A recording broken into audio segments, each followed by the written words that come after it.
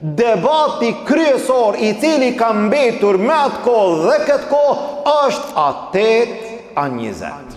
Debati më i madh bëhet sa dhe nuk bëhet debati si. Ndërsa rëndësia më e madhe është si dhe jo sa. Si janë falë sahabet në namazin e teravis. Si janë falë të parët në namazin e teravis. Si janë falë muslimanët e hershëm në namazin e teravis. Qoftë 8 apo 20, mirë po sa faqe Kur'an. Para mendojni që në vendet tona në përgjithësi, në namazin e teravis 20 rekat afërsisht falen me 2 faqe Kur'an.